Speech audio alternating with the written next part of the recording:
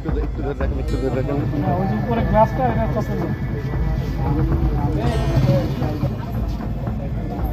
Hasina, respected members of the Foreign Correspondents Club, distinguished journalists. Sheikh হাসিনার live সম্প্রচারে যুক্ত থাকায় সাকিবের পৈতৃক নিবাসে জনতার তীব্র ক্ষোভ। এবার সরাসরি লাইভে এসে কেঁদে কেঁদে ক্ষমা চাইলেন সাকিব। দর্শক, দেশের রাজনীতির প্রাঙ্গণ থেকে শুরু করে খেলার মাঠ সবখানেই আজ যেন কেবল একটি নাম ঘিরেই বইছে তীব্র ও চাঞ্চল্যকর এক ঝড়। তিনি দীর্ঘ ১.৫ দশক ধরে নিজের অসাধারণ ক্রিকেটীয় জাদু দিয়ে পুরো বিশ্বের বুকে লাল সবুজ পতাকাকে গর্বের সাথে উঁচিয়ে ধরেছেন। যিনি একসময় দেশের কোটি কোটি মানুষের চোখের মণি ছিলেন, সেই বিশ্বসেরা ক্রিকেট তারকা এবং সাবেক জনপ্রতিনিধি সাকিব আল হাসান আজ যেন এক চরম মানসিক টানাপোড়েন ও দুঃস্বপ্নের মধ্য দিয়ে যাচ্ছেন। রাজনীতির এক অত্যন্ত জটিল ও ভুল সমীকরণে পা দিয়ে তিনি আজ নিজের দেশের মানুষেরই চরম অসন্তোষ ও রোষানলের শিকার। গত ৫ই আগস্ট রাতে মাগুরায় তার পৈতৃক এবং সাজানো গোছানো বাড়িতে যে অনভিপ্রেত ও অনাকাঙ্ক্ষিত পরিস্থিতির সৃষ্টি হয়েছে তা পুরো দেশবাসীকে চরম বিস্ময়ে হতবাক করে দিয়েছে। আর এই হৃদয় বিদারক ঘটনার পর এবার আর নিজের আবেগ কোনোভাবেই ধরে রাখতে পারলেন না সাকিব। সব জল্পনা কল্পনার অবসান ঘটিয়ে দীর্ঘ নীরবতা ভেঙে এবার সরাসরি সম্প্রচারে এসে অঝরে কেঁদে ফেললেন দেশের এই কিংবদন্তি খেলোয়াড়। যে সাকিবকে সবাই সবসময় মাঠে অত্যন্ত আত্মবিশ্বাসী এবং তেজোদ্দীপ্ত রূপে দেখে অভ্যস্ত, তাকে আজ ক্যামেরার সামনে একজন অসহায় সাধারণ মানুষের মতো ডুকরে ডুকরে কাঁদতে দেখে পুরো দেশের মানুষ রীতিমতো বাকরুদ্ধ। তার এই কান্নায় ভেজা কণ্ঠ এবং দেশবাসীর কাছে হাত জোর করে ক্ষমা চাওয়ার দৃশ্য আজ অন্তর্জাল দুনিয়ায় তুমুল আলোড়ন সৃষ্টি করেছে। কেন তার বাড়িতে সাধারণ মানুষ এমন ক্ষোভের বহিঃপ্রকাশ ঘটালো, আর সরাসরি সম্প্রচারে এসে তিনি কেঁদে কেঁদে কি এমন আবেগঘন কথা বললেন?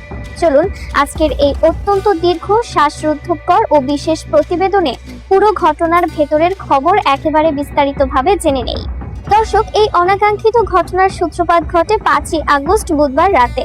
আপনারা জানেন, ওই দিনই ভারতের নয়াদিল্লি থেকে আয়োজিত এক বিশেষ সরাসরি সম্প্রচারে এসে জাতির উদ্দেশ্যে বার্তা দিয়েছিলেন সাবেক প্রধানমন্ত্রী শেখ হাসিনা। আর সেই অত্যন্ত আলোচিত রাজনৈতিক সম্প্রচারে একেবারে সরাসরি সংযুক্ত ছিলেন সাবেক সংসদ সদস্য সাকিব আল হাসান। সাম্প্রতিক ছাত্র জনতার ঐতিহাসিক গণ অভ্যুত্থানের পর সাধারণ মানুষের যখন বিগত প্রশাসনের প্রতি চরম ক্ষোভ ও অভিমান বিরাজ করছে, ঠিক সেই মুহূর্তে সাবেক সরকার প্রধানের সাথে সাকিবের এই প্রকাশ্য সম্পৃক্ততা সাধারণ জনতা এবং বিক্ষুব্ধ শিক্ষার্থীদের আবেগে গভীরভাবে আঘাত হানে।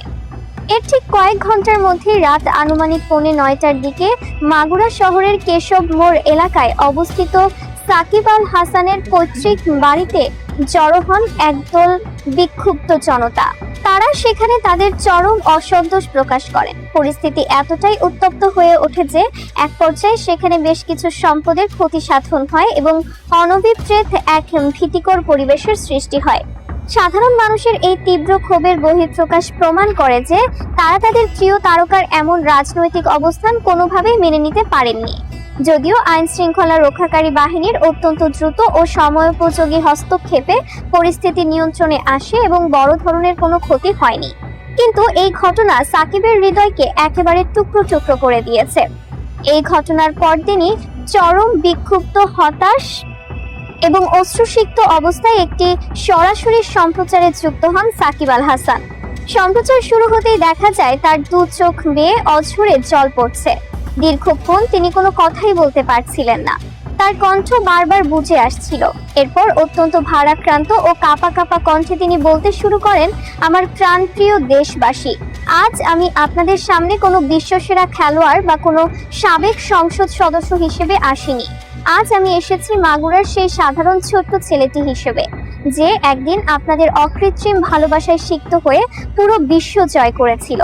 আজ যখন শুনলাম আমার নিজের শহরের মানুষ, আমার নিজের দেশের মানুষ আমার বাড়ির সামনে গিয়ে এমন ক্ষোভ প্রকাশ করেছে, আমার প্রিয় জায়গাটির ক্ষতি হয়েছে, তখন আমার মনে হলো যেন কেউ আমার বুকের ভেতর পাথর দিয়ে আঘাত করছে। সাকিব অঝরে কাঁদতে কাঁদতে বলেন, আমি দীর্ঘ 15 বছর ধরে দেশের জন্য নিজের ঘাম ছড়িয়ে খেলেছি। যখনই মাঠে নেমেছি শুধু একটাই চিন্তা করেছি, কিভাবে আমার দেশের মানুষকে একটু আনন্দ দেওয়া যায়। কিভাবে আমার লাল সবুজ পতাকাকে বিশ্বের বুকে এক সম্মানজনক স্থানে নিয়ে যাওয়া যায়। কিন্তু আজ রাজনীতিতে জড়ানো আমার জীবনের সবচেয়ে বড় ভুল সিদ্ধান্ত হয়ে দাঁড়িয়েছে। আমি বুঝতে পারিনি যে আমার একটি সিদ্ধান্ত দেশের সাধারণ মানুষ এবং আমার প্রিয় শিক্ষার্থীদের মনে এত বড় ক্ষোভ ও হতাশার সৃষ্টি করবে। গত 5ই আগস্ট নয়াদিল্লির সেই সম্প্রচারে যুক্ত হওয়া আমার একেবারেই উচিত হয়নি। আমি আপনাদের মনের অবস্থা, আপনাদের ক্ষোভের জায়গাটা বুঝতে চরমভাবে ব্যর্থ হয়েছি।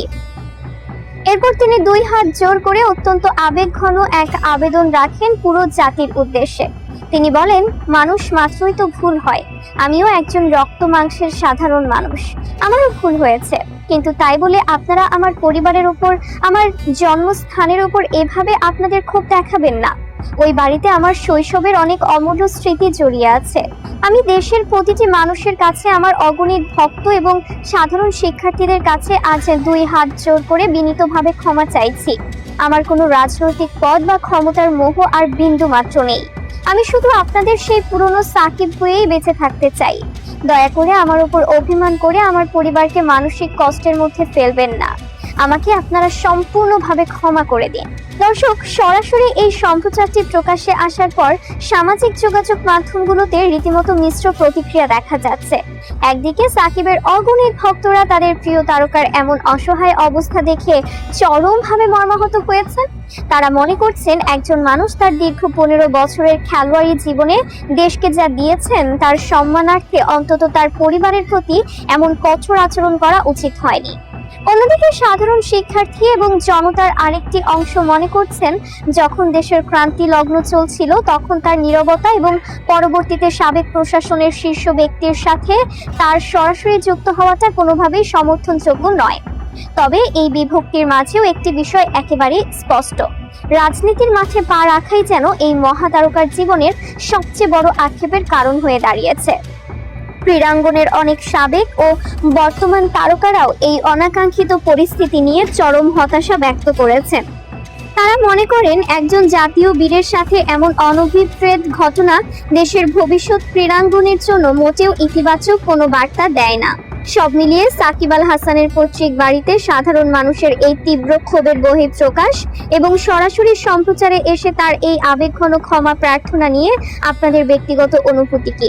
আপনারা কি মনে করেন, দেশের ক্রিকেটে তার অসামান্য অবদানের কথা মাথায় রেখে সাধারণ মানুষের উচিত তার এই ভুলকে ক্ষমা সুন্দর দৃষ্টিতে দেখা?